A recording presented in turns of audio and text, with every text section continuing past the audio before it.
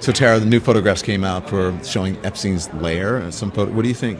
I just felt that it was really dark, especially seeing the beds and seeing the place where he lived. I don't know, every time I see photos from inside of his home, I get creeped out because I know how much depravity happened in there, how much abuse happened, that this was an island that he thought was pleasurable, but it caused so much pain for so many women, including Sarah Ransom, one of the survivors, literally tried to swim off the island, even though the current is terrible there, like literally risking her life because it was such a terrible experience being on that island.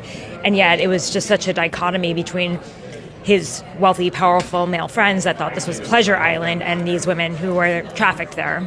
Do you think it's necessary to see that, or do you think it's just sort of, I don't know, like people who are just obsessed, or like there's a rubbernecking sort of... Yeah, it's a little bit. Can't turn away? Yeah, it's a little bit. I think it's the lifestyles of the rich and the famous a little bit, but I also think that seeing is believing, and so many people want to dismiss this story, and Trump says it's a hoax. Well, no, it's not a hoax.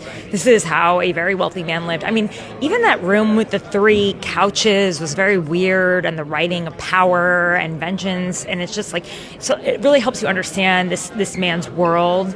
And the more people discount it and say it's trivial and doesn't matter, it's a win for those who think that this story needs to go away. So I'm okay with pictures coming out. To me, it wasn't the most explosive moment, but I do think the fact that 5 members of Congress, 3 senators, 2 members, are demanding Pam Bondi give an update on the release, like I think that's really important, and that they continue to protect the names of the victims, which apparently they're not. A lot of the names of the victims are slipping out, so that's concerning. Do you?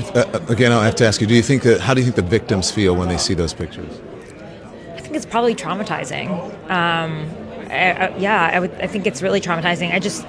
I remember with Virginia when we were in Palm Beach, whenever we would drive past places from her past, like she saw Epstein's his jet parked in Palm Beach Airport, and that caused her like caused a physical reaction. And then driving by his house, it's just the reminders of what they went through. But ultimately, I know that a lot of the survivors, now that they are adults, they really just want this story to come forward. They want the files to be released, whether it is re-traumatizing. And these pictures they're keeping the story alive. And I think for them, they just don't want the story to die like it did before. So it's the hard part about